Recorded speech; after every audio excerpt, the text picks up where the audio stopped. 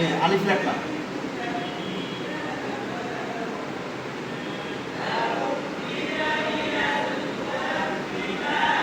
মিম,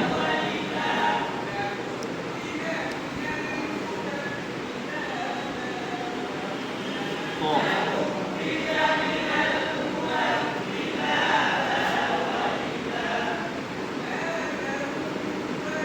র। এবার বাটা হবে আধা গর, কয় গর? আধা গর। বা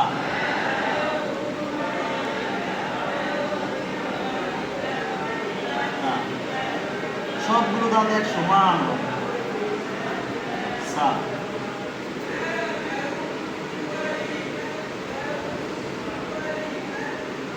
বা।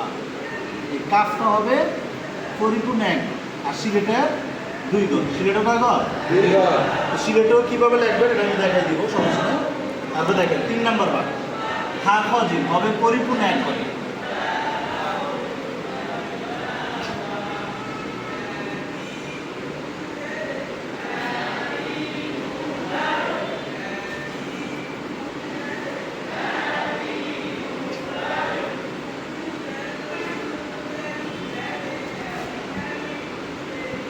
এখন আমরা 4 নম্বর ভাগটা লিখবো। কয় নম্বর ভাগটা? 4 নম্বর ভাগ। দেখেন দিলাম, দিয়ে সুন্দর করে এখানে একটা পেজ দিয়ে এই র যা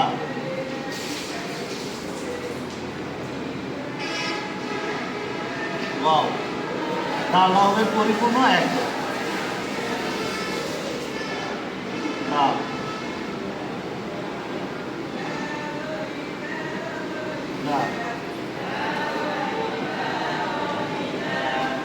এবার দেখেন সিন সিন সদ, সিন সিন সদ। দেখেন সিনের উপরের হবে আধা গর, উপরে কয় গর? আধা গর।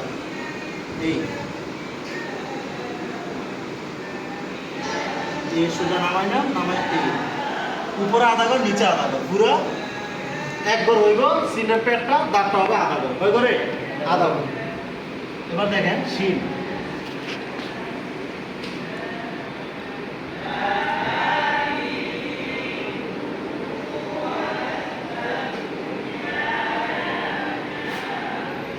সোয়াদের পেটটা মাথাটা হবে আধা গর, পেটটা হবে পরিপূর্ণ এক গর।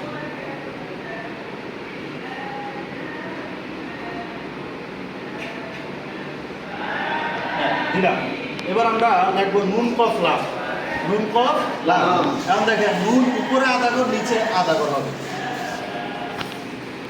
এই দিলাম, এই উপরে আধা গর, নিচে আধা গর, নুন কফ, উপরে আধা গর, নিচে আধা গর।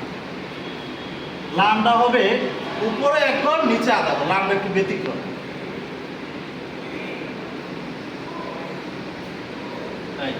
এবং এখন আমরা আর দুইটা ভাগ এই সাইডে লিখি, তাহলে বোঝা সহজ হবে। হামজাটা হবে আধা গর, কয় করে? আধা গর। আইন কইন হবে উপরে আধা গর, নিচে আধা গর, এক গর।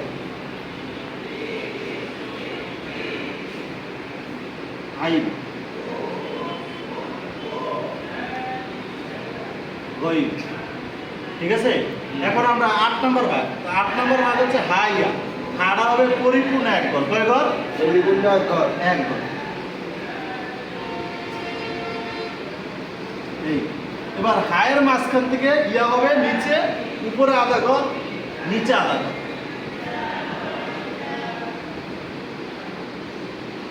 এই হচ্ছে 8টা ভাগ। এভাবে বোর্ডে লিখবেন। কিসে লিখবেন?